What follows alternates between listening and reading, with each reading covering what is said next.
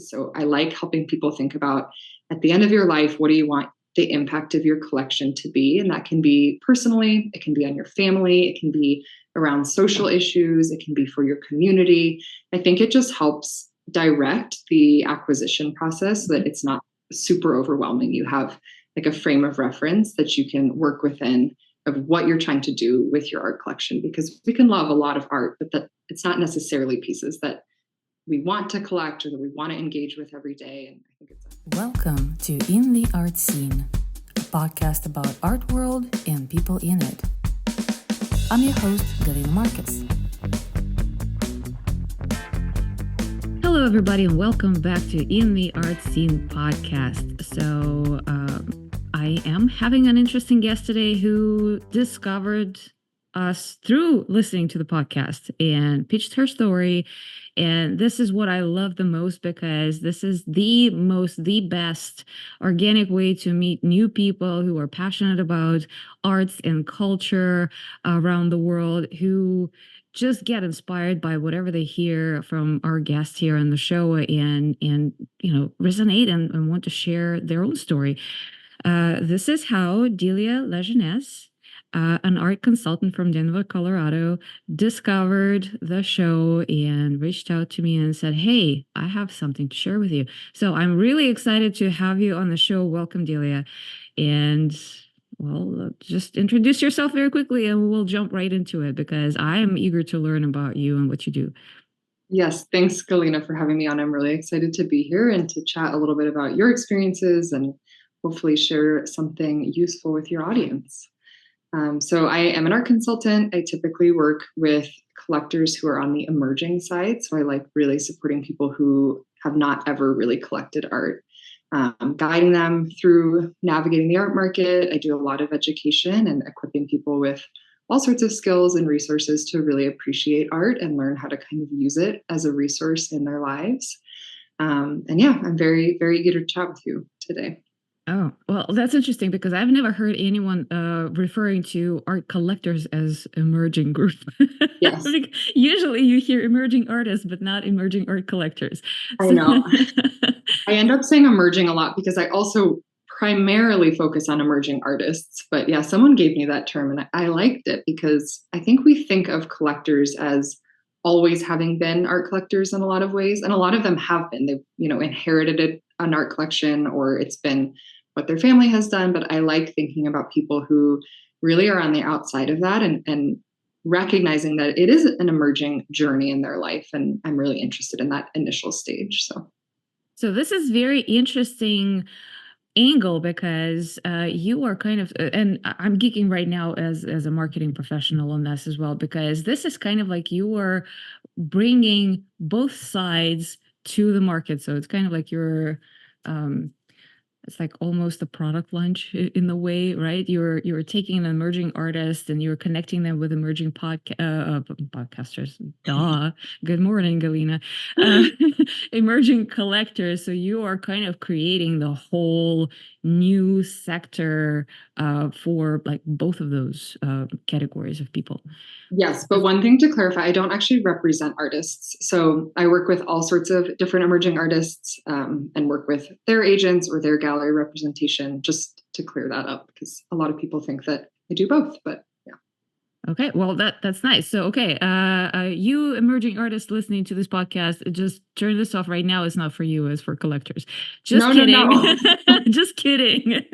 No, it's really not. I mean, I work with a ton of artists. It's just, and I actually think it's to their benefit that they're still able to go and have contracts with different galleries and, find their own agents or run their own stores or whatever.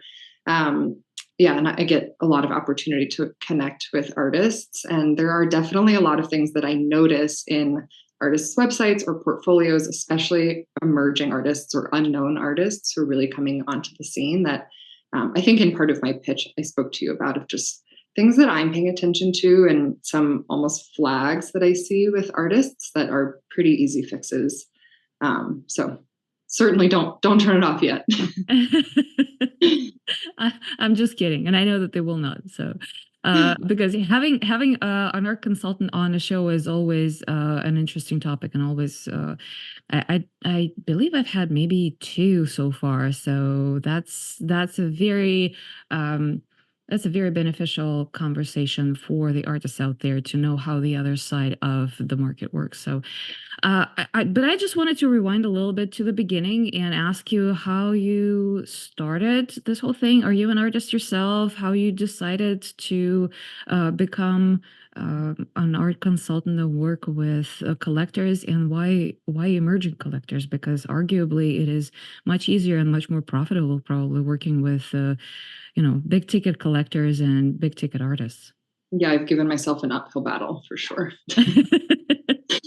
I do make art. I don't really have an arts practice and have not ever really tried to take my art seriously, but I definitely make art as a creative outlet.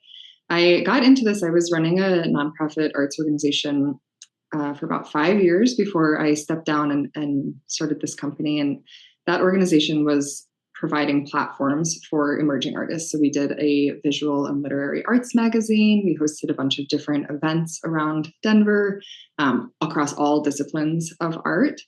And it was very rewarding and interesting. But what I really noticed running that organization is that we had a lot of like in-group attendance. So mostly artists or artists' friends. And we did a lot of outreach efforts to try to pull the general public into the art scene. And there was just an ambivalence about it, I would say. And I got really curious about that because a part of my mission has always been how to support emerging artists in my personal career. And it felt like while we were able to provide these paid platforms, it was these one-off opportunities. And it seemed to me like if you could mobilize the general public around the arts a little bit and engage people who are kind of on the outside of the art world in the arts, that would be really a meaningful way to support artists generally.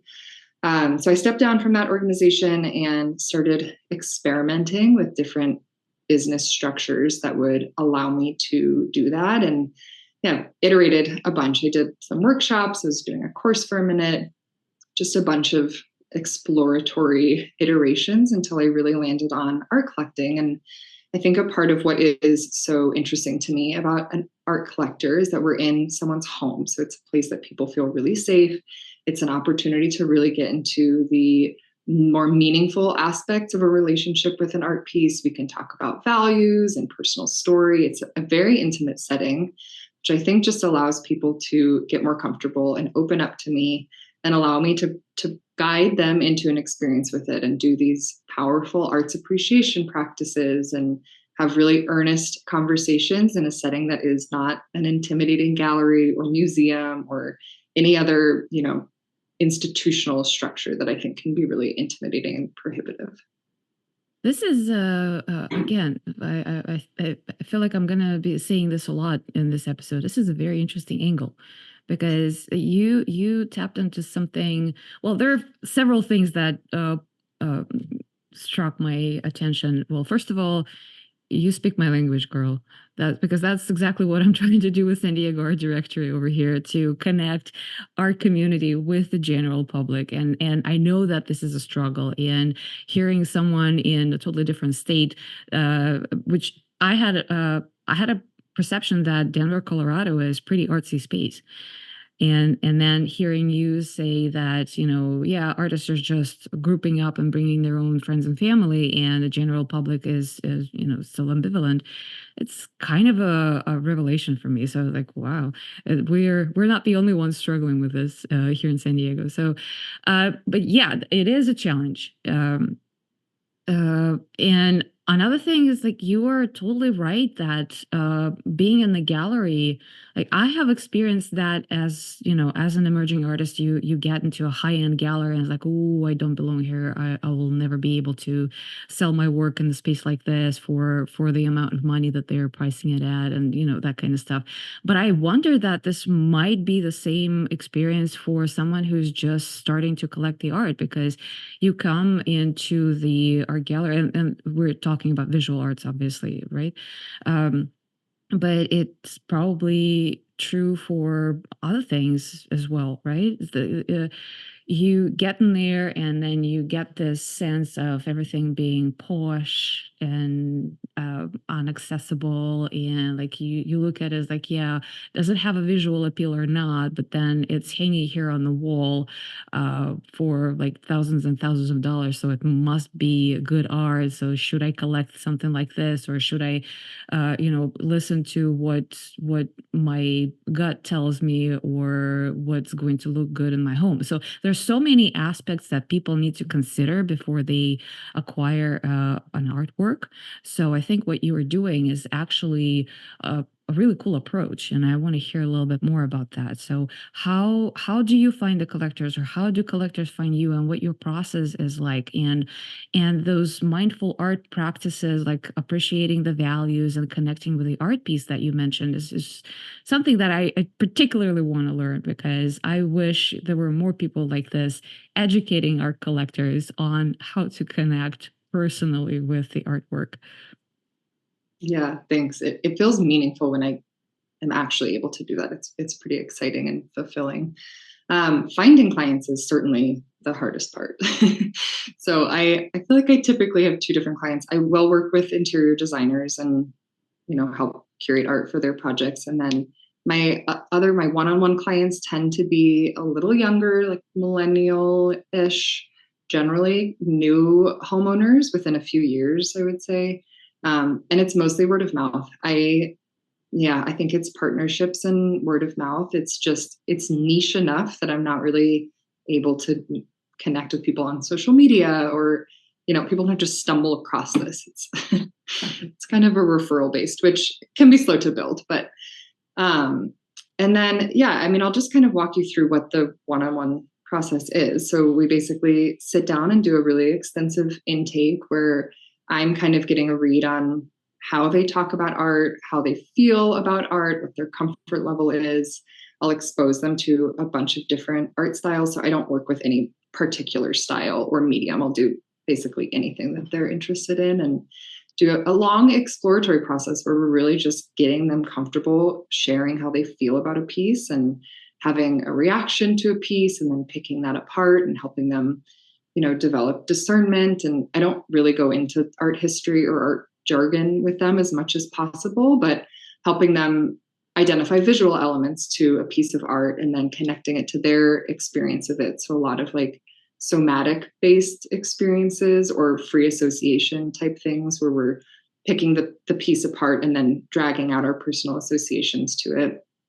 And then a lot of what I'm trying to do, especially because I'm working with these emerging collectors, is really set them up for a lifetime of art collecting. So we spend some time figuring out a strategic approach to a collection, or what their intended impact is. So I like helping people think about, at the end of your life, what do you want the impact of your collection to be? And that can be personally, it can be on your family, it can be around social issues, it can be for your community. I think it just helps direct the acquisition process so that it's not super overwhelming. You have like a frame of reference that you can work within of what you're trying to do with your art collection, because we can love a lot of art, but that it's not necessarily pieces that we want to collect or that we want to engage with every day. And I think it's a useful parameter.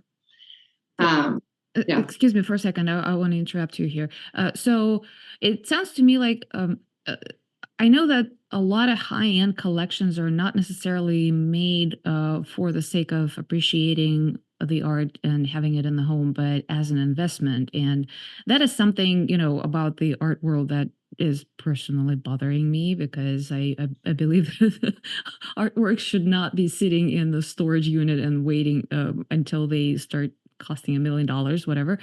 But is that also a approach or a consideration for your clients, as well as how the value, like the financial value of the collection that they are acquiring at the end of their life, is going to be?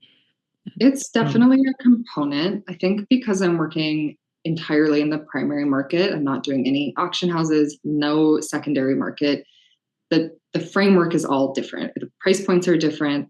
We do get to talk about emerging artists, which is a part of what's exciting about them, is theoretically, if you're able to identify rising talent, you can see your pieces appreciate in value. And I think what I try to do is make that a tertiary component, if not even lower. It's a factor, but it definitely, I mean, I'm helping people collect with pieces that they're going to engage with every day that are in their bedrooms and their living spaces. And it's important to me that they develop a real connection to that piece. And I do think that we can actually talk about value and appreciation of value in an interesting way. Like I think there are a lot of collectors who support emerging artists who, because of their support and the way that they have created a platform for those artists' careers have been elevated. And that is this kind of cool symbiotic relationship if you're really involved in supporting the artist's work and helping get their work out there, and you're going to financially benefit, they're going to financially benefit. And it's a slightly more, because I'm working with living artists, it's a slightly more relational exchange. Is such an important point to make. Oh my God. Thank you. Yeah. Yeah, I think it helps differentiate it, but I definitely get asked about art as an investment often. And I'll work with financial advisors, just to, it can be a costly purchase. It's not, you're not buying a pair of shoes. It's, you're spending money on it. And I get wanting to make that smart. And I think there are ways of prioritizing other aspects while recognizing that that's a legitimate question that people have about art as an asset class.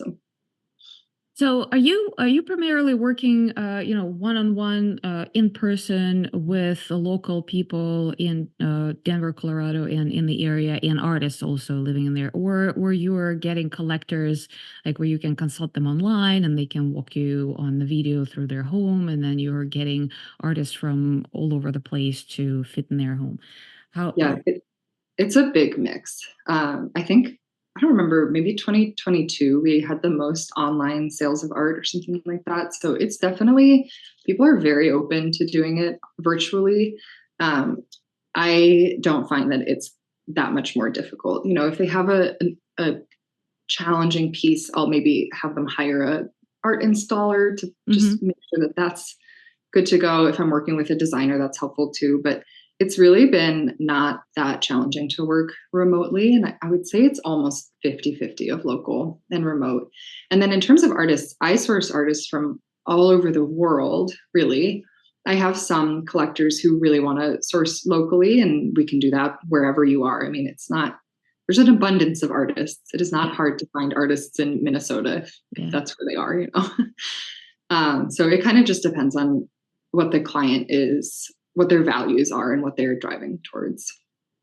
Interesting. It's very interesting. So, but when you're finding artists, so what, especially if you're doing this remotely online, what determines the quality of art besides the visual aspect of it? Because there's so much goes into it, like the materials that artists are using, the like ready to hang, or you need to make sure that it's a quality piece that not only going to look good, but also going to last, right? Because it's a collection. Yes, absolutely. So I don't have any like hard and fast rules around this, but I definitely want to see that an artist has a well-defined practice. I want to know that they have made multiple pieces, that those pieces have been around for a long time, that they know how to put backing on them and have cleaning instructions and those kinds of things. And that can happen just in conversation if it's not evident on their portfolio. But generally, I want to see that you have quite a few works that you've created. I love knowing if they've been shown, but that's not a qualification for me. A lot of artists I'm noticing are placing or telling you like how many collectors they've had, which can be indicative to me if it's been sold by other people. This is such an easy solution that so many artists don't do, but showing me multiple photos of a single piece of art is really helpful. If I can see what the side looks like, what the back looks like, if I can see close-ups, so I can actually look at the quality of the paint. It's astonishing to me how many artist websites I see and they have a single image of their piece of art. And there's no way I'm going to trust one image to run with. So it's an easy fix that can make a really big difference in my confidence level about it. But I also just have conversations with artists. If it's, if I have any questions about the integrity of a piece of work, I can easily just have a conversation with someone. And, yeah, I think it's case by case, but yeah, well, by now you have a lot of experience to just, I guess, identify the red flags or, make a decision just by asking the right questions. Totally. Especially having your own art practice, you're familiar with mediums and how things work, and.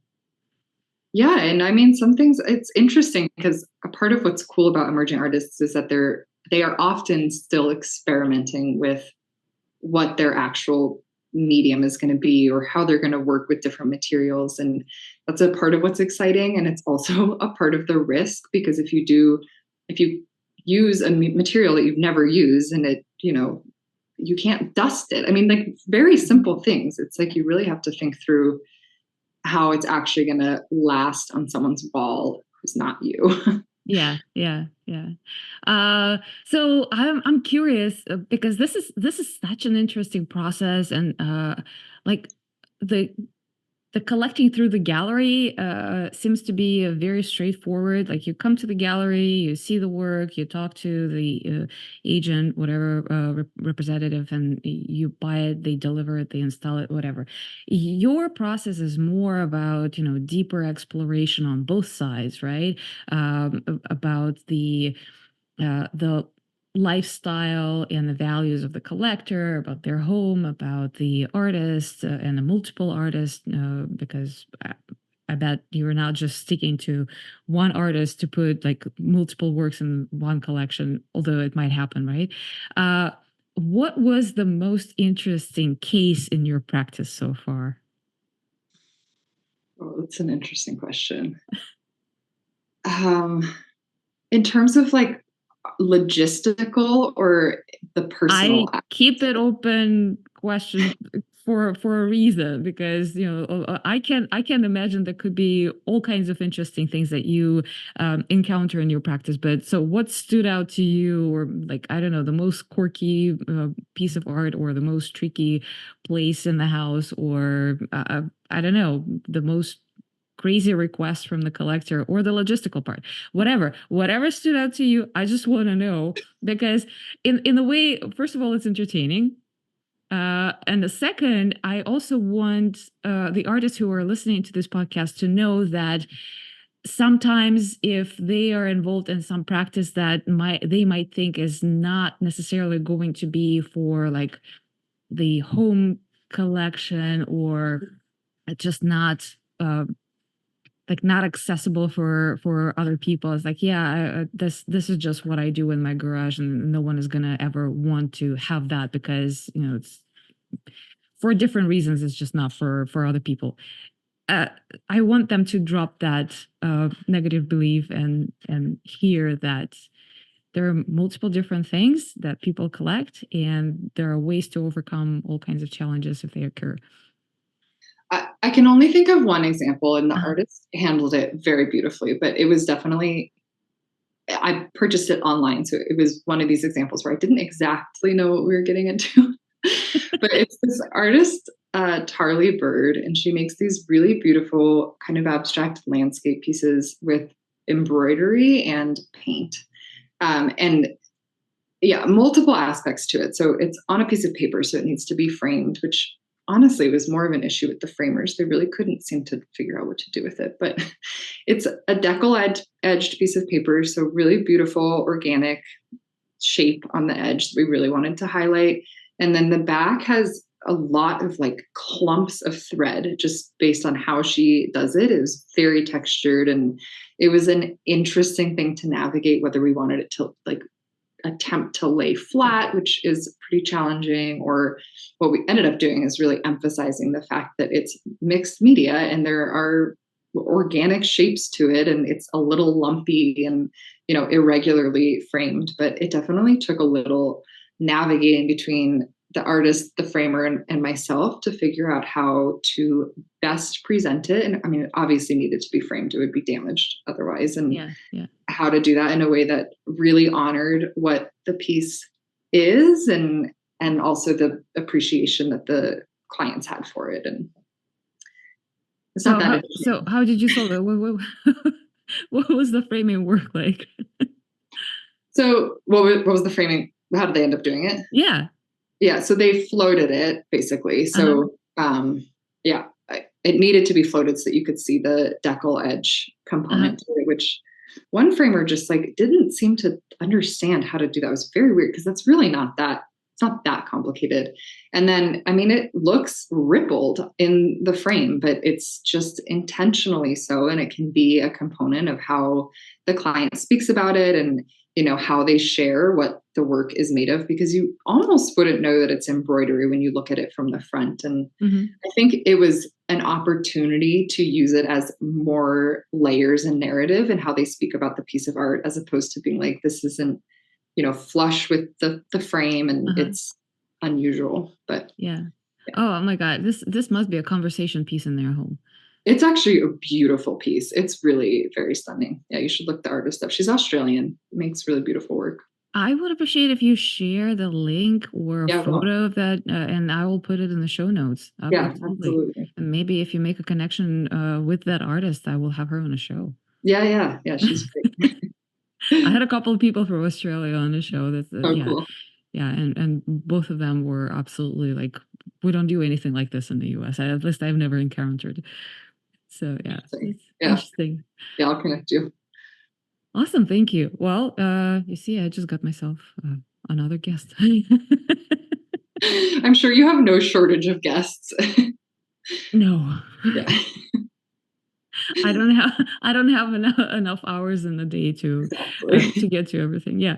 But this is why it is important, because like one of the things about the show and having so many different people from all kinds of disciplines and different walks of life around the art industry makes it obvious that art is not only one thing. There are so many things that go to it, and then there are different sides at the table that have a say into it, right? So there's an artist who creates whatever she creates. In this case, she is embroidering on paper and then layering with paint, and then like the creative process is that's it, right? But then if you're talking about displaying it somewhere or having it at someone's home, there's like a whole other layer, and then also you're bringing this piece of,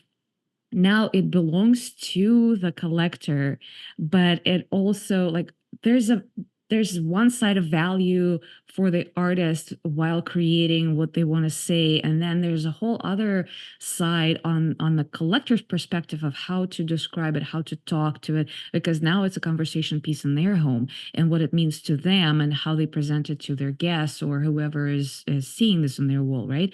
So it's important for me to, and for my audience to know and to show that art doesn't exist in a vacuum. It's not one thing. It's not flat thing. We are kind of collectively creating this whole industry together.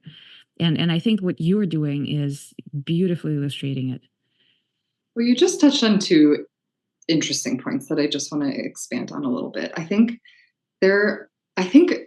it is beneficial to all artists to realize that they're running a business. And a part of that is recognizing who your audience is. And there are a lot of artists who are not making work that is collectible.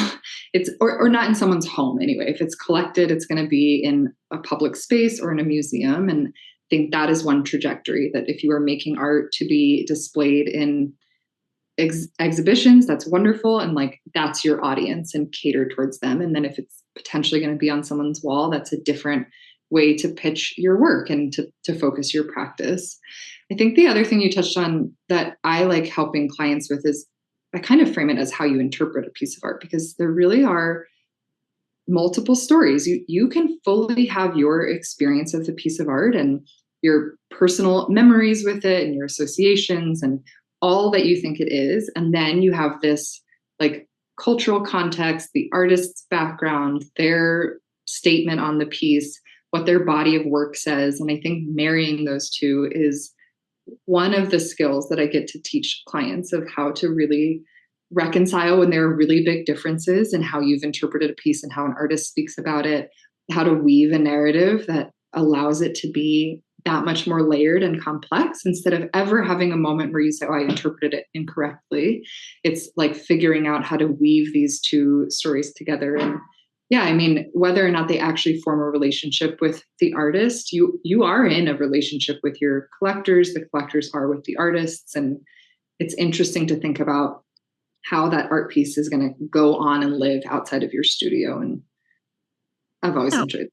Well, that actually sparks the question for me. So, are you introducing artists and collectors to one another when you work with them, or you are just being, a middleman and like, okay, I show you, you agree, I acquire it for you, and do the whole installation, or do you allow artists to, form that relationship with a collector and just being facilitator? Yeah. It depends on what the client is interested in. I love when I'm able to do that. And a part of that is because, again, my hope is that they can go off from working with me to be an independent collector and, feel confident navigating those relationships. Which is probably not good for business. Well, that's true. Focus on the beginning part. Okay. But very, very admirable. I applaud you for that. Yeah. Yeah, it's interesting. It is. I mean, it really is why I've pitched my service as more education than like being a broker or anything like that. Because yeah, the service is what I'm able to offer in terms of skills and resources for the client. Another thing, I don't take commissions from pieces of art, which people think is a really bad business idea. But especially because I work with emerging artists, I don't want to overlook an artist because they don't make enough money or sell their pieces for enough money that I can profit off of it. And I also don't want my client to think that I'm recommending pieces only because of the commission I get. So I charge my clients directly and then don't take a commission for art, which people argue is a terrible business model, but it works for me. It's what my focus is and how I want to be orienting my work and supporting artists and clients. So. And I think in the way it's more fair. Yeah, I think so too. Yeah, because you are selling your services, which is consulting, educating, sourcing, and doing all the logistical part, right? So that's your job. You're charging for that. So, and then you are allowing artists to have whatever they charge for their work, which I think a lot of artists would appreciate, especially emerging artists. Yeah, exactly. Yeah. And then the client also doesn't have a second guessing the questions like, okay, well, will this work of art cheaper if I go directly with the artist? So right, which is exactly. I actually think that this model is more legit and more fair, and I wish it will expand to the art consulting and collecting world more, because I think that's really great that you're spearheading that. Yeah. It's as I said, an uphill battle, but well, yeah. A lot of fair initiatives in the art world I find are uphill battle. Yeah. It's interesting. It's interesting, but if we don't do it, who else will? Yeah, absolutely. But I also want to ask you some personal questions. So I see a gallery wall behind you. I see some interesting pieces. Some of them are kind of skewed, so I cannot really see directly what the image is. But I assume that you are collecting art for yourself as well. So if you can share a little bit about that, what your style is, how you source the artist for yourself, and it's just going to be interesting. Yeah, well, it's really a problem because I see so much art every day, and I'm running out of wall space. I live in a 900 square foot apartment, so it's a problem. There's too much art, to be honest with you. I'm not totally sure how I describe my style. I feel like I'm generally interested in pieces that are both subtle and nuanced and also very layered and complex in some way. I like being able to experience different aspects of it depending on what my mood is or what's going on in my life, which is interesting to me. I have a pretty good mix of mediums, and I don't know that I have a preference. I guess I would say I don't have too much photography. I think I only have three. No, that's not true. I have a mix of everything. I tend to really enjoy like feminine forms and things that are slightly more organic in shape, cooler, darker tones. So Yeah, I are think are those art pieces also from all over the world, or you're working mostly with local artists for it's a yourself? pretty big mix, actually. I would say maybe 40% are local, and then maybe just a few international, and then from around the country. So, and a mix of originals and prints too. I think there's a stigma around prints a little bit, but I think especially if you're building out a gallery wall or if you were just starting as a collector, it's a good way to experiment with your taste and your preferences and In a start to more affordable way, yeah. it's Yeah. more affordable and it lets you be a little more playful with it, where you can put a piece up and live with it for a few years and, decide what you like in it if you're really just on the beginning side of exploring the Yeah. art world. So, And also, I used to work at the fine art print shop here in San Diego, and we actually have a whole episode with the owner of the shop talking about giclée prints. And I can tell that it is helping artists just as much as buying original work. I see the artists how much they care about prints being, quality and representing the original and being to the point, like in terms of color matching and everything. So it's in a way they put as much work in reproduction, making sure that it's artist approved, even if it's not like a limited collection, if it's like made by demand, like on demand, like print on canvas, just whatever. yeah. Um, it is still artists are still putting a lot of work and heart and soul to make sure that our collectors are getting quality piece. Yeah, they are. Yeah. I ran an event a couple of weeks ago at a gallery for the Young Professionals Networking Association in Denver, and there was this one guy who walked in and he told me straight up that he didn't know anything about art. He was just like not super comfortable with it. And we did this whole like arts appreciation practice, which he was super involved in. It was very cool. At the end of the night, he bought a print for like $40 or something. And he told me it was the first print he'd ever purchased. And he was so excited. And it was so clear to me that it's a door opening, that it is a very cool experience to own a piece of art and feel pride in the piece that you selected and to watch your relationship with it deepen over time. And I am completely confident that he will go on to buy more works of art. And that is such a win to me. And Yeah. I get that it is not always a good business decision. And I think, sometimes originals need to be priced higher in order for prints to make sense. And there are a couple of drawbacks, but generally, I think that we have an unfair stigma around prints. And I think that they can be such an opening to people. So, yeah. Well, and it's also a way to support living artists as well. Completely. Yeah. And another thing that while you were talking about your collection, I kind of wanted to reiterate for our listeners who are artists or emerging artists that art consultants are also collectors. And sometimes artists are kind of shying away and they're like, well, where do I find an art collector? People are not shopping at my booth on an art fair.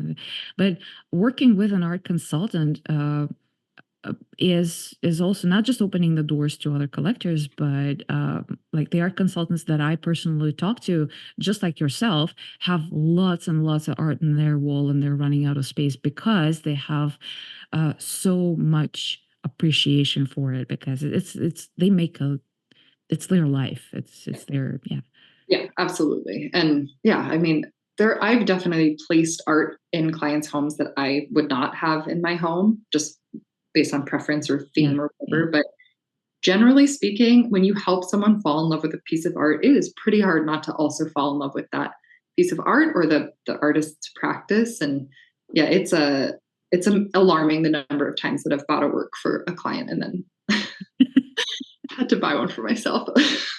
So, is there a way I know that you have your own ways of sourcing artists and exploring and whatever, but is there a way, or is there a possibility for the artist to approach you and say, "Hey, I would like you to consider my work in case you come across the collector who would be interested in something like this"? Yes, of course. I always love seeing new artists' work. It's easiest for me when people either send me a PDF of available works that they have, or like a Google Drive with information. Mm-hmm. It is really important to me that pricing information is on those portfolios. I feel like a Mm-hmm. lot of artists don't put it on there, and it makes it challenging for me to figure out who I can place it with. And it's just an additional back and forth. So that's one thing that is very helpful. But absolutely, people can send me, any kind of portfolio they want. People usually just email it to me, or your website. It doesn't need to be put into a PDF if you have an updated website that has multiple pictures of each piece. All right. But yeah, I love looking at art. So by all means, any of your audience should send me portfolios. Yeah, and we will make sure in the show notes to put links to your website, your contact information, whatever you want to share, and how people can contact you, both collectors and artists. And you guys listening, I hope you are making a checklist for yourself, right? Have multiple pictures of the same artwork from different angles. Make sure everything is priced. Make sure that you have mediums and sizes listed. Make sure that you have like the backing is clean, the hanging hardware is in place, and what have you. So make her work easy so she can sell you faster. Yes. That's it. Well, that's definitely interesting. So, sorry, you have something else to add? I'll just add Yeah. one more thing while we're talking directly to the artists. I find most of my clients are really curious to hear a little bit about the story of a piece of art. And it doesn't have to be like an artist statement per piece, but if you have some kind of bio or a description of your body of work or what you're interested in, any narrative aspect, I feel like is really helpful for me in pitching your work to a client, because people really want to latch on to something. I think it is a component of how we understand a piece of art. And I know some artists don't like that aspect and don't want to write about their work. And I don't think it needs to be academic or overly complicated. I think speaking about your inspirations or even the process of making it or what you're interested in generally, I think any of those can be really useful in basically pitching your work to clients. So yeah, and that's it is so true. I once sold a piece of art to someone who learned about my inspiration. Like, I was literally just listening to the audiobook, and I was inspired by an audiobook, and I was painting as I was listening, and she was so impressed and loved the painting, but loved especially the story of the book and how I connected with this book, because she also read that book in the past. And it's like it's almost like a connection with the artist through the different channel in a way. And I didn't even anticipate. I was experimenting with, writing some blogs on my website. I was like, what? Because I hate doing this as well. yeah, Even with all my marketing background, it is so hard to create like a straight and fluent narrative around your own work. It's much easier to talk about someone else's work, I find, for myself. But it is so true. It's helping. It's helping a lot, because it doesn't have to be beautifully written, and it doesn't have to be more than a few sentences. I think any insight is. We're a lot of us are perfectionists. Yeah. Something is better than nothing, though. Okay. That is actually true. Yeah. Having something is better than having nothing. Yes. Right. Well, is there something else that I didn't ask you, but you wanted to bring to the table today? I think we covered most of it. I think it's always interesting to chat with people and hear what you focus in on. And, obviously your audience is different than my audience to some degree, but yeah, I have nothing on the top of my head to add. So I have a last question. You have run this practice for how many years now? So I stepped down from the nonprofit at the very end of 2019. So I kind of started 5 years.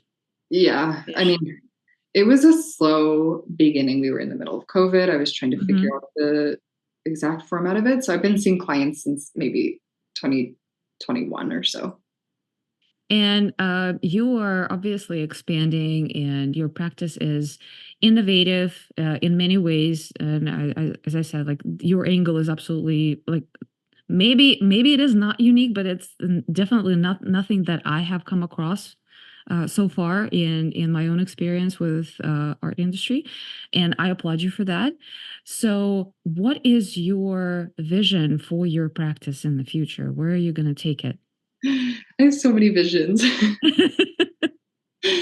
I mean, I think, I am still really enjoying this one-on-one work, and I would love to work with more clients each year. I definitely have the capacity for it, and just really ramping up the number of people that I'm able to reach. And I just really believe that it's an outward expansion. Like you start an art collector, and they're going to just continue to expand out as art collectors, and the amount of good that can come from each individual, I feel like, is pretty motivating for me. So I'm really just focused on building better relationships with potential one-on-one clients, and it's really word of mouth. So just kind of growing that. And I will continue to work with interior designers. It is definitely not the same. But that's something we didn't touch on, by the way. Yeah, if you don't mind saying a little bit about that would be awesome. I mean, ultimately it's just much more aesthetically driven than educational. I mean, I'm able to do it to some degree. I always provide information on the artists and different arts appreciation practices that they can employ, but ultimately an interior designer has so many moving parts, and I am a component of what they're doing, and it's a lot more aesthetic and just kind of plugging pieces of art in. But it is still placing work from living artists in people's homes and potentially shifting their engagement with the arts depending on how well it resonates. And yeah, it works. Right. Well, I have one more question for you. So, not to create more competition for your business, but if someone comes to you and says, "Okay, I like your approach, and I would like to do something like this myself to become a consultant for emerging collectors, so I can help them appreciate more art and bring more business to living artists," what would you tell them? How would you advise them? Well, I've said this like multiple times, but it really is a lot of networking. So really just figuring out who your audience is and how you're going to reach them. I think obviously having a background in arts, which you can come from multiple different avenues to be an art consultant, but having a deep love for it and an understanding of different art forms and ways that people think about their art collection is obviously very helpful. But yeah, it's really a lot of networking. It's working with galleries and trying to connect with, their network and being in the loop with different artists and paying attention to who's making art. And I consume so much arts media. So getting on that train and just starting to really pay attention to who's making art across the Listen world. to podcasts. Yes, exactly. Yeah, there's really no direct path. I mean, I feel like I'm making my own way most days. So it sounds like it. It sounds like it.